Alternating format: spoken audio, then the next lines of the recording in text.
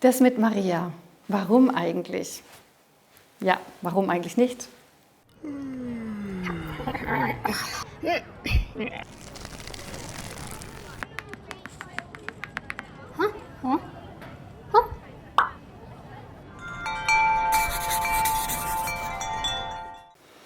Mich hat mal eine Aussage von jemandem sehr überrascht. Ich hoffe, Sie sind gut in den Marienmonat gekommen. Ich weiß noch, wie mich das echt gefreut hat. Da weiß also jemand, dass der Monat Mai der Marienmonat ist. Das erlebt man ja nicht so häufig. Eher das andere, dass das mit Maria vielleicht wenig oder eben gar nicht so verstanden wird. Auch hier in unserer Community beschäftigt uns das immer wieder. Und das Schöne ist ja, dass wir so mit euch im Dialog sind. Vielen Dank an dieser Stelle an unsere Community hier, an euch alle, die ihr vielleicht sogar schon länger den Weg mit uns geht. Das ist wirklich schön, dass ihr hier seid. Ja, und das Thema Maria beschäftigt uns logischerweise hier immer wieder, weil wir in Schönstadt, wir sind ja die mit Maria. Schon immer. Ganz besonders. Das ist uns total wichtig. Unser Marienbild fällt auch auf. Das ist weltweit wachsend sehr bekannt. Aber auch wenn das mit Maria dadurch offensichtlich ist und schnell wahrgenommen wird, verbirgt sich dahinter ja noch viel mehr. Eine ganze Welt, unsere Weltanschauung. Also mehr als jetzt eine Frömmigkeitsübung noch zum allgemeinen christlichen Leben dazu, irgendwie so eine Sonderübung. Es geht uns in Schönstadt auch nicht einfach nur um Maria, dass wir Rosenkranz beten und Wallfahrten machen, das ist alles ganz wunderbar.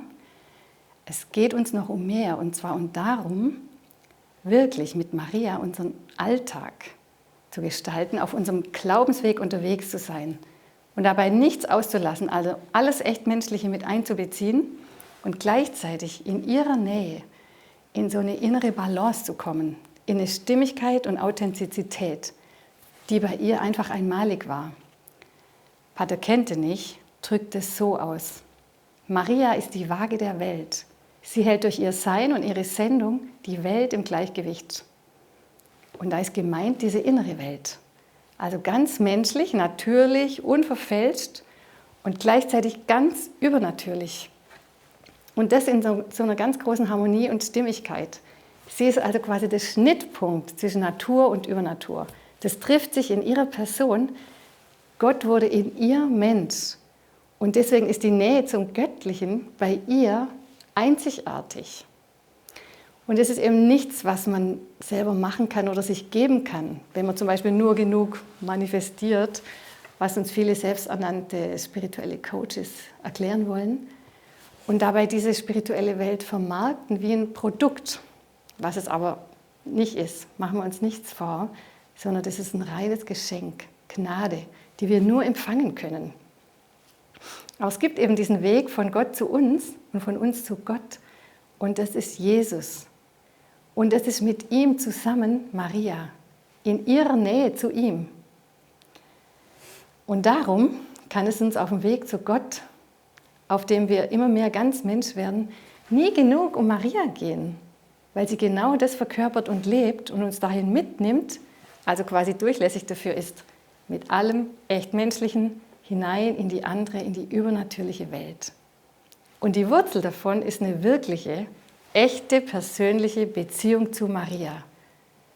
Also, dass ein Liebesbündnis zustande kommt zum wirklichen Menschen. Es geht darum, eine Verbündete zu haben. Unsere Schwesterngemeinschaft, die ja zum inneren Kern von Schönstadt gehört, nennt sich ja direkt Schwestern der Gottesmutter, Marienschwestern. Sisters in Crime, könnte man sagen.